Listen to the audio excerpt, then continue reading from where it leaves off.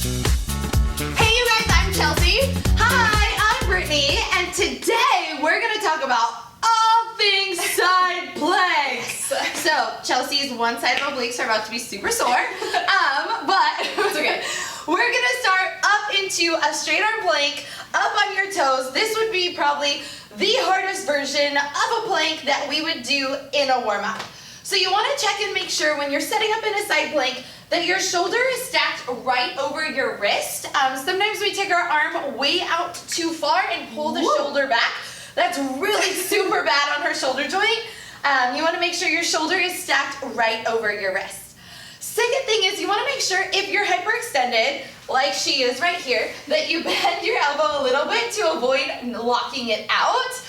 Third thing is, if you do have a wrist problem and it is too much, you actually want to try taking your hand first off the mat onto the wood floor.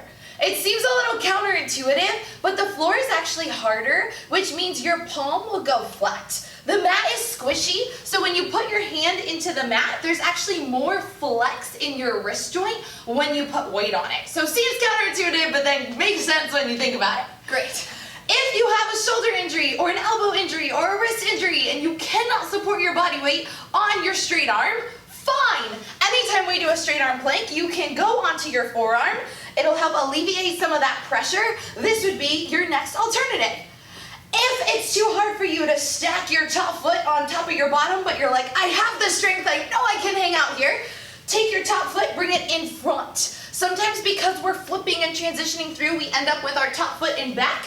And what that's doing, you can see it's pulling her hips towards me. If she takes her foot, brings it in front, it's gonna actually stack her hips one on top of the other, and it will actually help you out. Next, if that is too much for you, no worries, no sweat. You can drop down to your knees.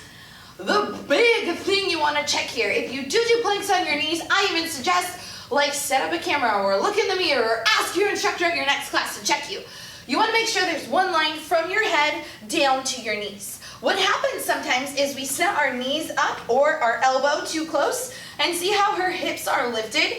She's still working her back, still working her shoulder, but not getting as much work in the obliques as she could if she had her elbow further away and her body down in one line. Now the last thing we're going to talk about here is if this is where you need to be, awesome. But then the choreo and the warm-up has somebody lift a leg off and you're like, yes, I want to stay up with the choreo, so you go to lift a leg off. Well, that's actually making it easier. Again, it's one of those things, sounds super counterintuitive.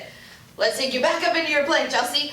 So here, when she extends her leg out, she's actually helping counterbalance her body and counterbalance her weight. So it's actually making it easier for her to hold into this plank.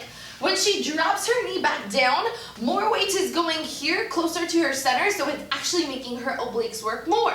If you're like, I'm comfortable here, but I'm not quite up to getting on my toes yet, instead of lifting a leg, we would suggest going from on your knees up to your toes, even if it's for a second, even if it's for 2 seconds, then coming back down to your knees, regathering yourself, and then going back up on your toes. Woo! Yeah! Did I forget anything? I don't think so. I think that's really solid. Woo! And that's this week's technique tip. Bye!